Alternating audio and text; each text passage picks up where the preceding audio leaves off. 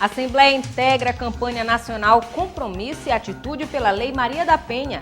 Defensoria Pública e Poder Legislativo reafirmam parceria para a regularização fundiária em Manaus. E na edição do Ali Notícias de hoje você também vai ver. A audiência discute na Assembleia as dificuldades de inclusão de crianças deficientes em escolas de Manaus. E ainda, agentes de endemias voltam ao Poder Legislativo e apontam os principais problemas do setor.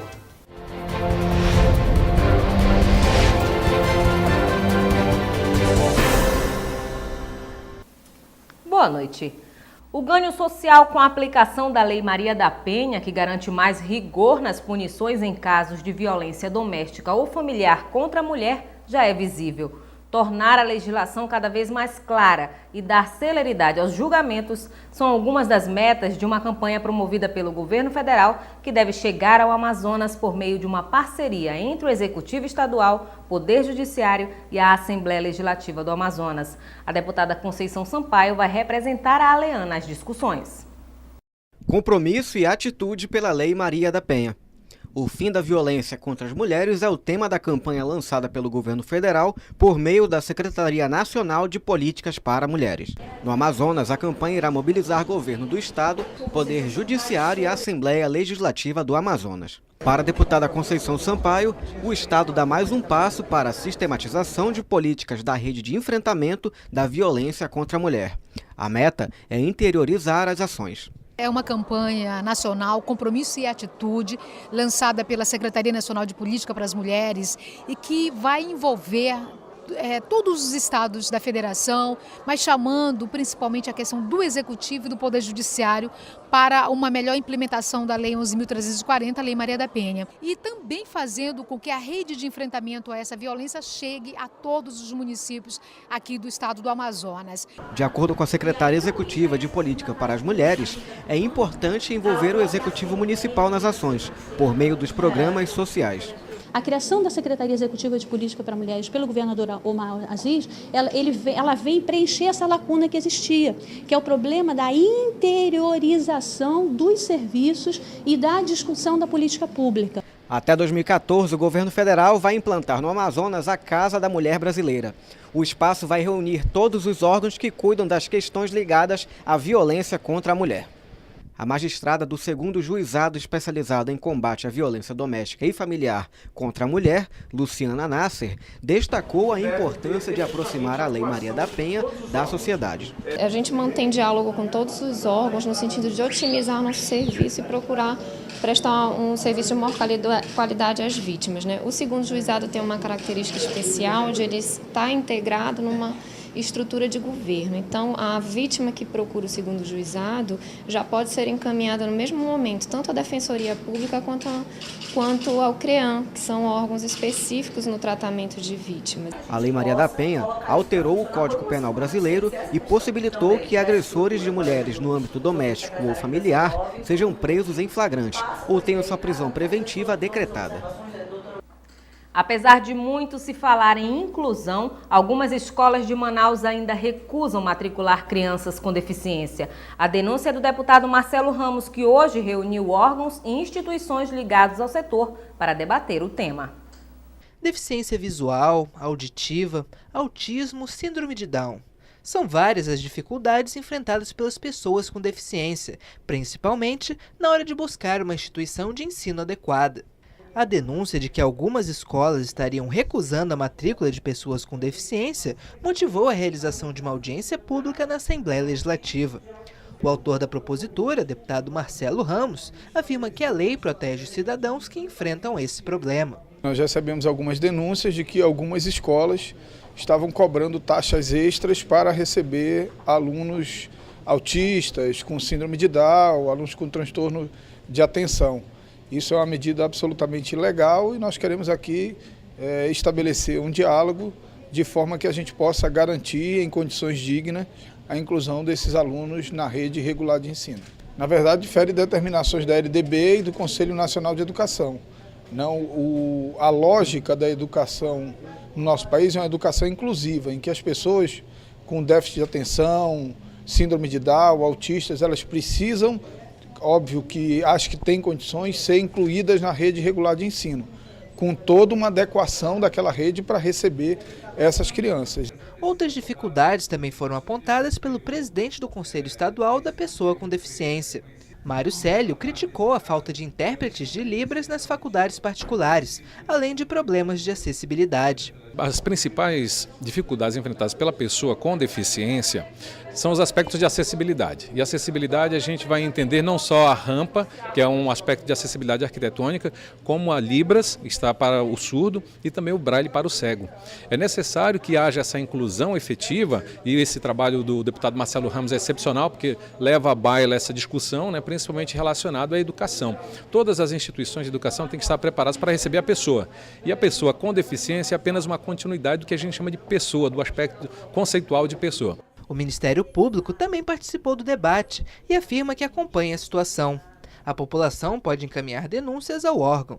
Já tivemos vários trabalhos desenvolvidos, inclusive o Ministério Público firmou com as escolas particulares 143 termos de ajustamento de conduta para garantir a acessibilidade. Fora isso, nós já tivemos um inquérito civil que apurou a questão do atendimento aos portadores de deficiência visual na UEA. Hoje, na minha promotoria, tem um inquérito que apura a oferta de professor intérprete em Libras e é contra o município, e o município tem tentado minimizar esse problema, providenciando, capacitando esse profissional para atender a demanda desse segmento. A Secretaria de Estado de Educação afirma que promove a qualificação de servidores para atender às necessidades das pessoas com deficiência, além de possuir escolas modelo para o atendimento desses alunos. A SEDUC tem lidado com a questão da inclusão das pessoas com deficiência e transtornos do desenvolvimento, providenciando algumas situações dentro das escolas,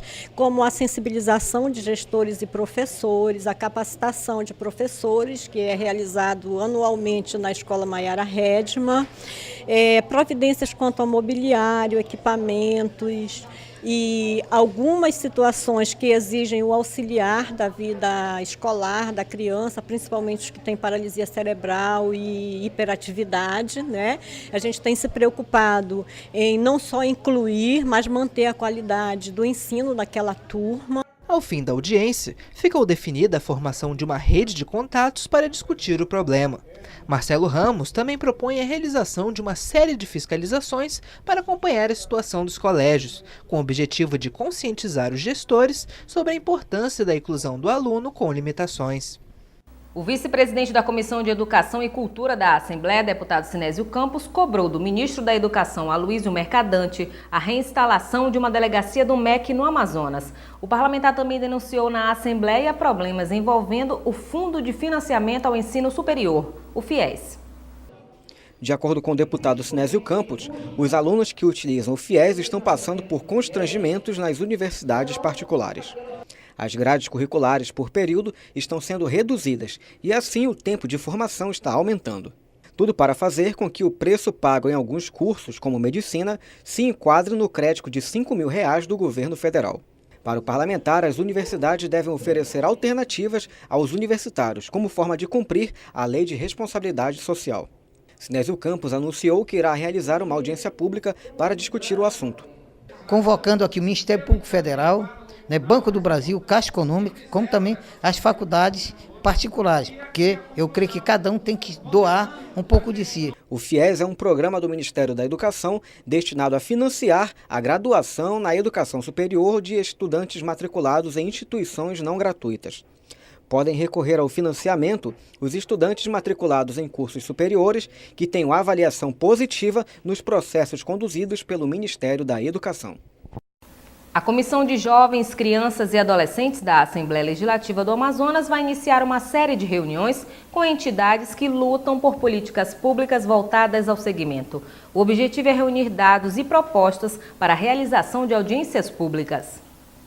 De acordo com o deputado Vanderlei Dallas, presidente da Comissão de Jovens, Crianças e Adolescentes da ALEAN, as reuniões serão realizadas com representantes de diversas entidades que buscam políticas públicas para o público infanto-juvenil. O parlamentar vai discutir a criação de um núcleo estadual de informações sobre a violência contra a criança e o adolescente no estado do Amazonas. Esse mapeamento vai facilitar as articulações para a erradicação da violência. Além disso, outra preocupação que deverá ser discutida na comissão é o trabalho infantil. Com exceção de Rondônia, todos os estados da região norte tiveram aumento no número de crianças e adolescentes que trabalham, de acordo com o Censo Demográfico de 2010, realizado pelo Instituto Brasileiro de Geografia e Estatística. Outro foco da reunião é o Fundo Estadual direcionado para o atendimento de programas de promoção e defesa dos menores, onde Dallas pretende incentivar maiores doações, por considerar que atualmente é muito tímida. De acordo com o deputado Vanderlei Dallas, a primeira reunião já está definida para amanhã, dia 14, com a Federação Comunitária do Amazonas. Outra entidade que também manifestou interesse em se reunir com o parlamentar foi o Conselho Estadual dos Direitos da Criança e do Adolescente. Deputado Cabo Maciel faz vistoria no Porto de Itacoatiara. E mais, no quadro Bancada Parlamentar, fique por dentro do que será pauta esta semana no cenário político nacional e local. Essas e outras notícias no próximo bloco.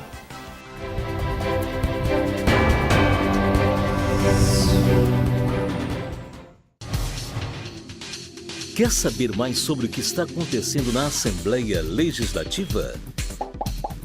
Acompanhe seu deputado também pelo site, onde você encontra a agenda de eventos, notícias do parlamento e muito mais. Acesse www.aleam.gov.br. Assembleia Legislativa, cuidando da nossa gente. Em casa, no carro ou no trabalho, você também pode acompanhar as atividades da Assembleia Legislativa através da Rádio Ali. Sintonize na FM 106,9 e não deixe de saber sobre projetos de lei, agendas e outros assuntos da Casa Legislativa Amazonense. Assembleia Legislativa do Amazonas, cuidando da nossa gente.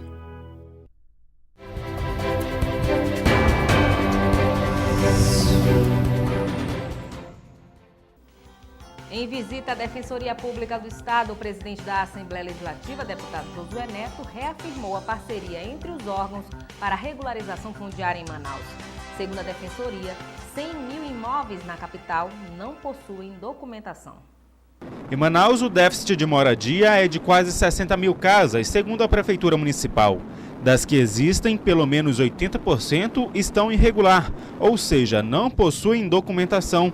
Para minimizar o problema, o Núcleo Especializado em Ações Coletivas da Defensoria Pública do Estado vai realizar a regularização fundiária em parceria com outras instituições, como o Ministério Público, Corregedoria e Tribunal de Justiça, Secretarias de Estado de Política Fundiária e Municipal de Habitação e Assuntos Fundiários. Um termo de cooperação técnica foi assinado no último dia 30. O deputado Ricardo Nicolau representou a ALEAM. Em visita ao Núcleo de Ações Coletivas, o presidente da Assembleia Legislativa, deputado Josué Neto, reafirmou a parceria da Casa nesta segunda-feira. A Assembleia Legislativa está presente para tomar algumas decisões em conjunto, né? Discutir essas decisões, até porque não existe ainda uma área apropriada, uma área já escolhida para se iniciar esse trabalho. Então, nós vamos discutir agora politicamente de que forma que nós vamos escolher esta área primeiro, né? Claro que as outras instituições serão ouvidas, não é a Assembleia Legislativa que vai decidir, isso é uma decisão que será tomada de forma coletiva. Segundo o defensor público Carlos Almeida Filho, responsável pelo Núcleo de Ações Coletivas, o número elevado de pedido de populares para a regularização fundiária foi importante para a ação de parceria. A implementação desse trabalho com a regularização desses imóveis aqui em Manaus não tem condição de ser feita por uma única instituição. E nós dependemos essencialmente do apoio de todas as instituições envolvidas, dentre as quais extremamente importante é a presença da Assembleia Legislativa. Já está em estudo em qual parte da cidade a regularização vai começar. Nesse momento a gente está num ponto crucial, que nós estamos a definir o local onde vai ser feito o primeiro piloto.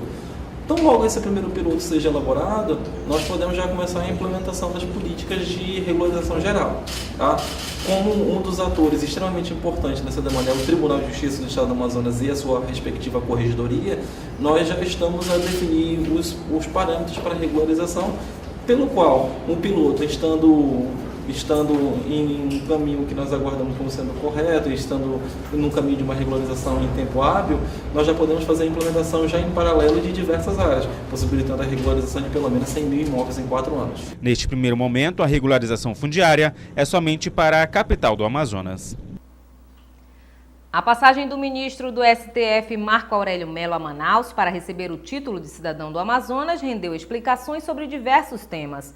O magistrado falou sobre o impacto da PEC 37 e ainda avaliou o julgamento do mensalão. Essas e outras notícias agora no Bancada Parlamentar com a jornalista Adriana Araújo.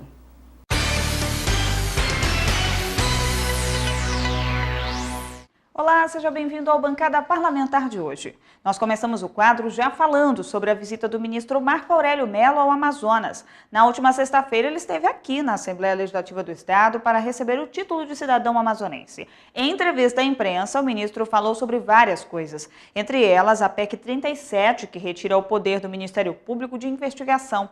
Marco Aurélio também deu sua opinião a respeito da reavaliação do julgamento do mensalão e os comentários feitos a partir de um dos condenados no julgamento, como é o caso de José Disseu. Acompanhe agora a entrevista. Essa questão da PEC em tramitação, que diminui poderes do Supremo, é uma questão ainda muito embrionária. Nós precisamos aguardar o devido processo legislativo. A questão do Ministério Público, eu não sei como surgiu essa PEC, porque hoje, pela Constituição Federal, o Ministério Público ele pode provocar a instauração do inquérito, agora investigar não. Por que ele não pode investigar?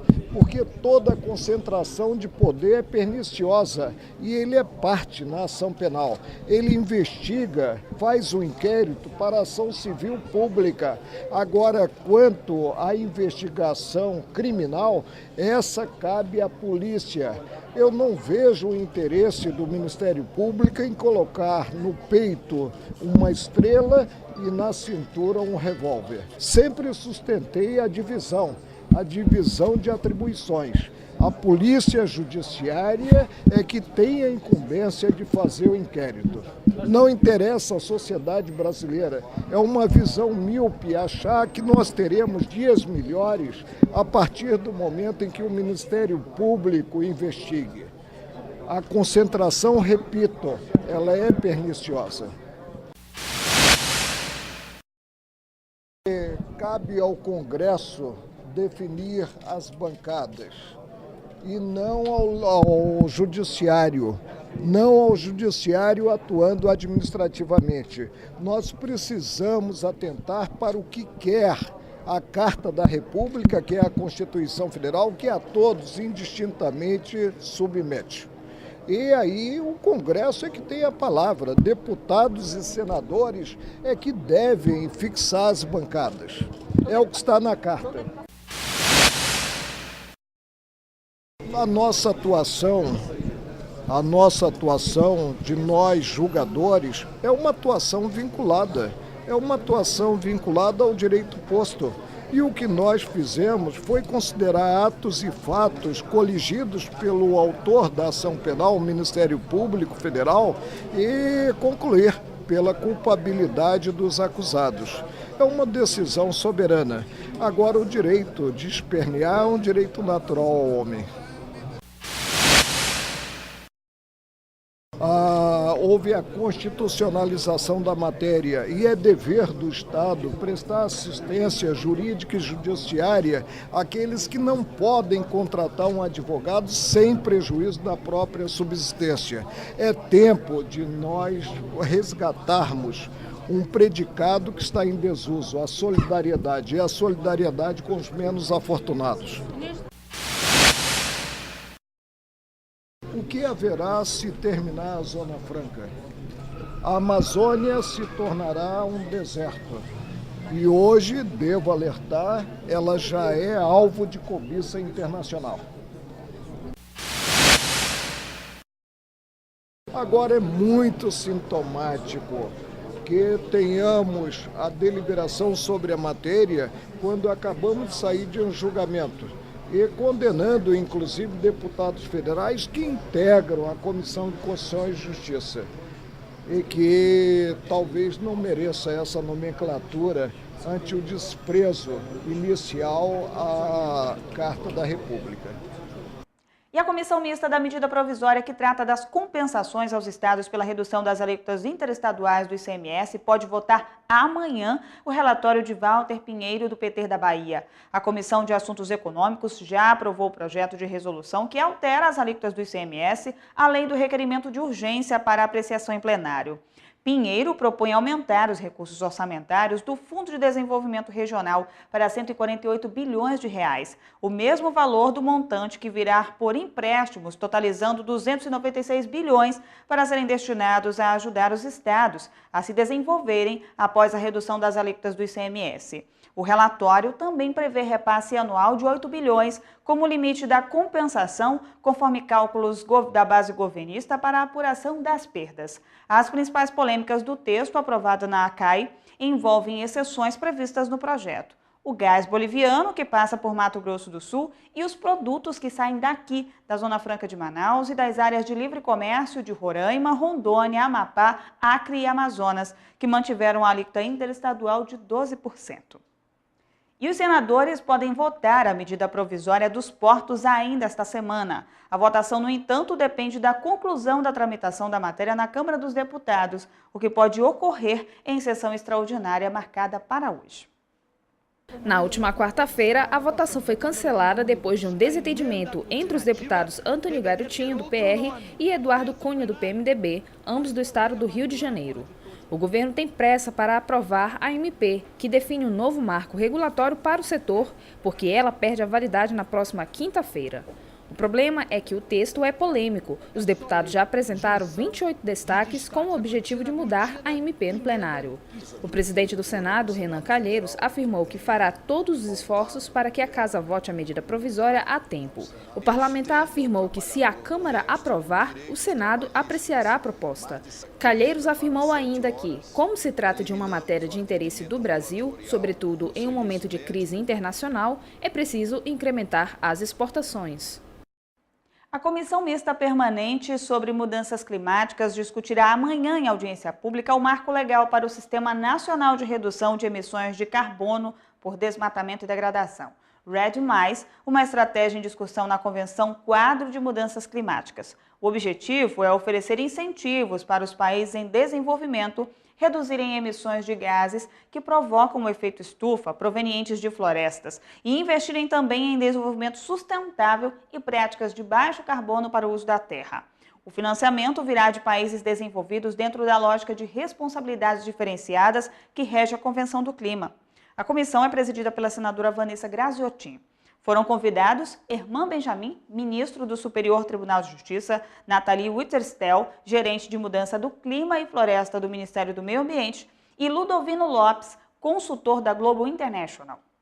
E o Bancada Parlamentar de hoje fica por aqui. A gente volta a se encontrar na próxima semana com mais informações sobre o cenário político do Amazonas e também do Brasil. Eu espero você. Até lá.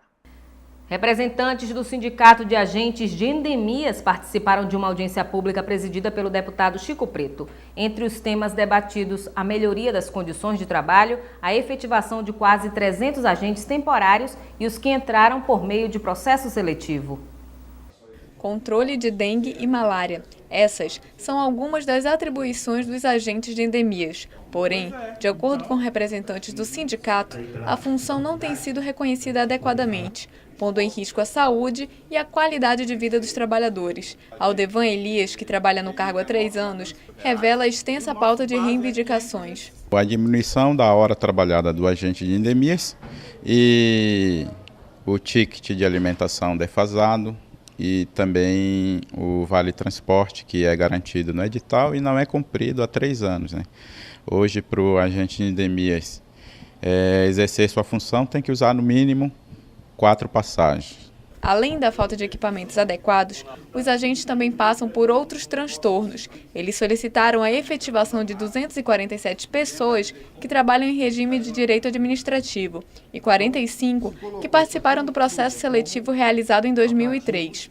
De acordo com o deputado Chico Preto, que é presidente da Comissão de Gestão e Serviços Públicos, as demandas serão analisadas caso a caso e encaminhadas aos órgãos competentes. Nós estamos compreendendo todos os argumentos que estão sendo postos aqui, para que a cada situação nós possamos discutir um caminho que possa trazer soluções que garantam a segurança jurídica necessária para os agentes de endemias. A audiência pública contou com o apoio da Procuradoria do Estado, que se comprometeu em dar apoio jurídico e subsidiar o trabalho parlamentar. A PGE tem um papel fundamental de prestar consultoria jurídica ao Estado, os órgãos do Estado. Então, nesse sentido, é plenamente possível e viável a prestação desse apoio jurídico à comissão, então, enfim, ao Estado.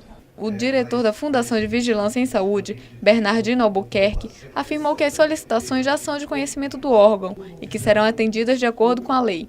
Nós já temos conhecimento desse assunto, já vimos discutindo anteriormente com o Sindicato dos Agentes de Endemias, com relação a todos os pontos elencados dentro da pauta de reivindicação, e temos buscado dentro do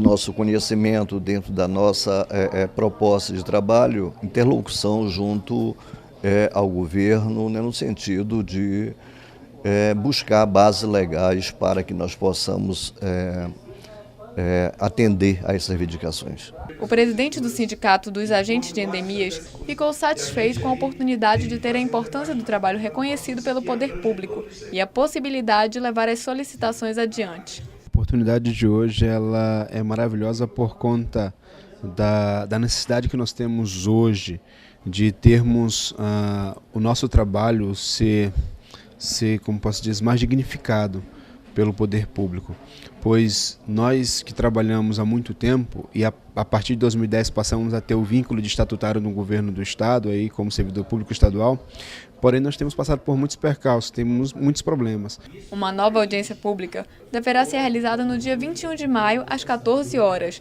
no plenário Adriano Jorge, para dar continuidade às demandas solicitadas pelos agentes. Em Itacoatiara, o deputado Cabo Maciel, que preside a comissão especial que trata dos problemas do porto do município, realizou uma vistoria no local. O parlamentar constatou uma série de irregularidades nas obras de reforma e disse que vai convocar o superintendente do DENIT. O porto de Itacoatiara, distante 265 quilômetros de Manaus, é o principal modal utilizado para o escoamento da produção do município. O local está interditado por conta da falta de infraestrutura.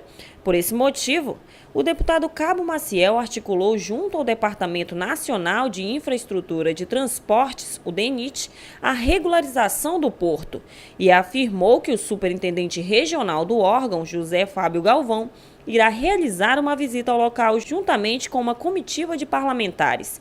De acordo com o deputado, a previsão é de que o local seja reaberto no início de julho deste ano.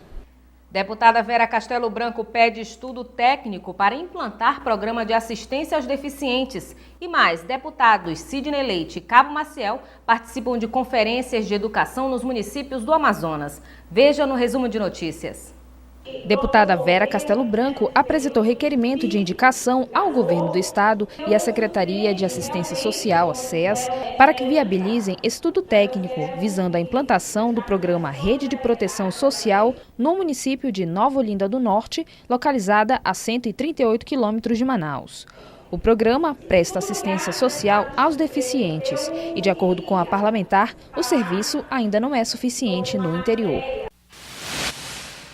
Os deputados Sidney Leite e Cabo Maciel participaram da Conferência Intermunicipal de Educação nos municípios de Itacoatiara e Itapiranga. Sidney Leite, que preside a Comissão de Educação na Assembleia Legislativa, ressaltou a importância da gestão participativa no ambiente escolar. Para Cabo Maciel, a educação tem que ser prioridade para a solução da maioria dos problemas da sociedade. O evento foi o primeiro de 50 que estão previstos para ocorrer no interior. As servidoras da Assembleia Legislativa do Amazonas foram homenageadas com um café da manhã, ainda em comemoração ao Dia das Mães. O presidente da Casa, deputado Josué Neto, destacou o papel da mulher nas atividades do parlamento. Aproximadamente 150 servidoras da Assembleia Legislativa do Amazonas tiveram um momento de descontração e reflexão sobre os valores da família. Por conta do Dia das Mães, comemorado no último domingo, um café da manhã foi oferecido às funcionárias da casa. O presidente da Assembleia, deputado Josué Neto, parabenizou as mães presentes no coquetel, agradecendo o empenho de cada servidora nas atividades no parlamento. Para Josué, mãe é sinônimo de amor. É o único sinônimo que chega mais perto da palavra amor, né? Então, eu tenho certeza que nesse dia onde nós estamos aqui nos reunindo e nos harmonizando, uma data extremamente importante para que isso aconteça, uma data que representa o amor, né? É uma data que a gente não podia deixar de homenagear as mães. O diretor-geral da Casa, Vander Mota, também agradeceu o empenho das mães que trabalham no parlamento. Ele destacou que todas são iguais, em essência, representando força, amor, carinho e compreensão. E confira agora a nossa agenda parlamentar. Dia 14 de maio. Deputada Adjuta Afonso realiza a sessão de tempo para o superintendente do BASA, Donizete Borges, fazer explanação sobre os programas e investimentos aplicados este ano no Amazonas e os resultados alcançados em 2012, às 10 horas da manhã, no plenário Rui Araújo. E no mesmo dia, às 2 da tarde, sessão especial em homenagem ao Dia do Assistente Social. O evento é de autoria dos deputados Luiz Castro e Sinésio Campos e será realizado no plenário Rui Araújo. E ainda, deputados Sinésio Campos e Sidney Leite promovem debate de questões relacionadas ao Fundo de Financiamento Estudantil, o FIES, no estado do Amazonas. Dia 15 de maio, deputado Luiz Castro promove sessão especial em homenagem aos destaques da enfermagem brasileira. A sessão será no plenário Rui Araújo. E ainda, deputados Marcelo Ramos, José Ricardo e Luiz Castro realizam sessão de tempo em homenagem ao Dia Nacional do Líder Comunitário, no plenário Rui Araújo. E nós ficamos por aqui. Para sugestões de reportagem, tvalean@alean.gov.br. E você acompanha a reprise do Ar de Notícias logo mais às 9h30 da noite ou amanhã no canal do Poder Legislativo no YouTube. É o canal Alean. Mais informações sobre a atuação parlamentar, acesse o site da Assembleia e nossas redes sociais. Uma ótima noite para você.